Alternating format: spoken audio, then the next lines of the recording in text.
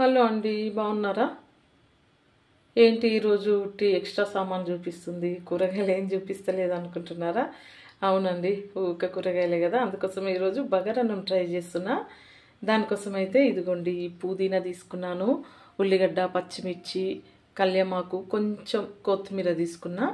అట్లనే ఇదిగోండి బియ్యం అయితే కడిగి ఆల్రెడీ నానబెట్టేసిన, ఇవి నానిపోతున్నాయి.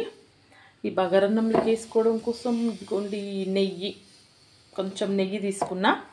అలాగే కొంచెం హోల్ గరం మసాలా తీసుకున్నా. చూసిందా, కొంచెమే, బాగా ఎక్కువ కాదు. ఇవన్నీ వేసుకొని ఎమ్మిగా ఉండే బగారన్నం ఎట్లా చేస్తున్నా ఒకసారి చూసేయండి మా వీడియోలో. అయితే మరొక విషయం చెప్పడం మర్చిపోయినా, ఈ పుదీనా అయితే నేను కొంచెం మిక్సీ పట్టేసుకుంటా. ఎందుకంటే పుదీనా ఇట్లా వేసుకోవడం కంటే కొంచెం మిక్సీ పట్టి వేసుకుంటే సూపర్ ఉంటుంది టేస్ట్ మాత్రం బగారన్నము. అందుకోసమే పుదీనా అయితే మిక్సీ పట్టేస్తా. స్టవ్ ఆన్ చేసుకొని స్టవ్ పై అయితే గిన్నె పెట్టేసుకున్నా. గిన్నె వేడెక్కింది. ఇప్పుడు ఇందులోనైతే ఒక పావు అయితే ఆయిల్ వేసుకుంటున్నా. అలాగే ఇందులో కొంచెం నెయ్యి వేసుకుంటా. ఇదిగోండి కొంచెం నెయ్యి వేసుకుంటున్నా. ఆయిల్ వేడెక్కింది. ఇదిగోండి మసాలాలు వేసుకున్నాం.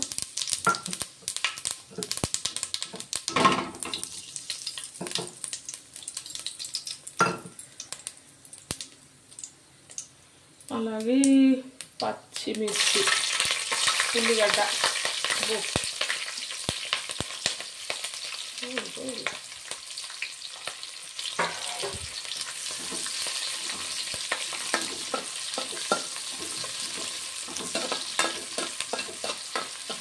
ఆల్రెడీ చికెన్ వండేసుకున్నాము, అందుకోసమే అది చూపించలేదు. అందుకోసమే బగారన్నం మాత్రమే చూపిస్తున్నా.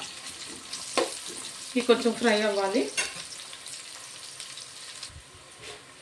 ఇప్పుడు ఇవి కొంచెం ఫ్రై అవుతున్నాయి కదా, ఇదిగోండి కళ్యామాకు వేసుకుంటున్నా. కళ్యామాకు వేసుకొని ఒకసారి కలిపేసుకో. కళ్యామాకు బాగా లేత ఉంది, అందుకోసమే ఆకులు తీయలేదు.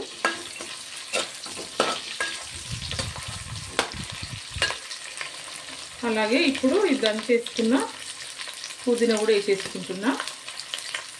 ఇది కొంచెమే కదా, మిక్సీ జార్లో అవ్వట్లేదు, అందుకోసమే నేనే ఒక గ్లాస్లో వేసుకొని కొంచెం ఉప్పు వేసి దంచేసిన.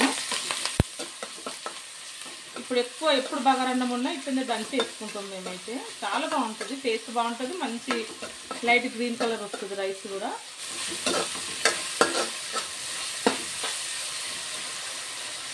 కొంచెం ఉప్పు వేసుకొని మిక్సీ పట్టేసుకుంటే అయిపోతుంది, బాగుంటుంది. ఇది కొంచెం ఫ్రై అవ్వాలి. ఇప్పుడు కొంచెం అల్లం వెల్లుల్లి పేస్ట్ వేసుకుందాం. ఇదిగోండి ఒక స్పూన్ వేసుకుంటున్నా.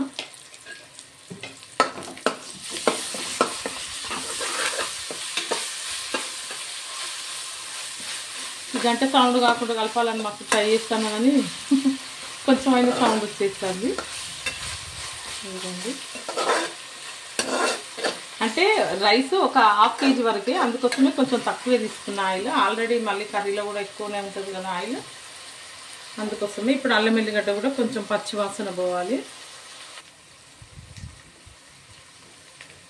ఇప్పుడైతే ఇదైతే మంచిగా ఫ్రై అయిపోతుంది. ఇట్లా మంచిగా ఫ్రై కావాలి. ఇదైతే మంచిగా ఫ్రై అవుతుంది. పుదీనా అయితే కొంచెం పచ్చి స్మెల్ పోయేంతవరకు మంచిగా ఫ్రై చేసుకోవాలి. అల్లం ఎల్లిగడ్డ పేస్ట్, పుదీనా, అప్పుడే చాలా బాగుంటుంది. ఇదిగోండి మంచిగా అయితే ఫ్రై అయిపోయింది. ఇప్పుడు ఇందులోనైతే సరిపడా వాటర్ వేసుకుంటున్నాను నేను. కొంచెం వాటర్ నేనైతే సరిపడా వాటర్ అయితే వేసుకున్నా. ఇప్పుడు ఇందులోనైతే కొంచెం ఉప్పు వేసుకుంటున్నా. ఆల్రెడీ పుదీనా దంచేటప్పుడు కొంచెం ఉప్పు వేసుకున్నా, ఇప్పుడు మళ్ళీ కొంచెం వేసుకుంటున్నా ఉప్పు అయితే. అలాగే కొంచెం కొత్తిమీర వేసుకుంటున్నా. ఇప్పుడు ఇది వేసారు మంచిగా మసలాలి. మసిలినాక మళ్ళీ రైస్ వేసేటప్పుడు చూపిస్తా. ఇదిగోండి ఇప్పుడైతే మూత పెట్టేసుకుంటున్నా, ఒక 5 నిమిషాలు ఎసరు వచ్చేంతవరకు. ఇదిగోండి ఎసరు అయితే మసులుతుంది. ఇప్పుడు ఇందులోనైతే బియ్యం వేసుకుంటా.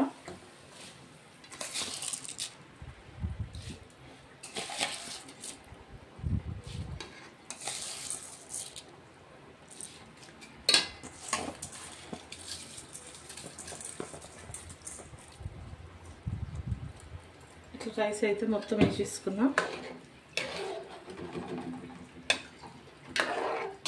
ఇప్పుడు ఇవి ఒక్క 5 నిమిషాలు మూత పెట్టేస్తే ఉడికిపోతుంది. రైస్ మూత పెట్టేసుకుందాం ఒక 5 నిమిషాలు. అన్నం అయితే చూద్దాం. చూడండి మంచిగా ఉడుకుతుంది. చూసిండ్రా లైట్ గ్రీన్ కలర్ వచ్చింది. ఇది ఇంకా కొంచెం దగ్గరికి కావాలి. కొంచెం దగ్గరికి అయినాక గ్యాస్ సిమ్లో పెట్టేస్తా. అన్నం అయితే చూద్దాము. ఇదిగోండి మొత్తం అంత దగ్గరికి అయిపోయింది. ఇప్పుడు ఒకసారి కలిపేసుకొని మంచిగా సిమ్లో పెట్టేసుకుంటా. ఇదిగోండి ఇట్లా కలిపేసుకొని ఇప్పుడు కొంచెం పైనుంచి కొంచెం అంత కొత్తిమీర జల్లేసుకొని సిమ్లో పెట్టేసుకుంటా. నేనైతే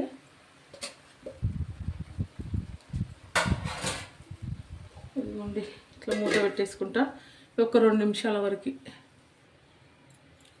ఇదిగోండి మొత్తానికైతే వేడి వేడి బగారన్నం అయితే రెడీ అయిపోయింది.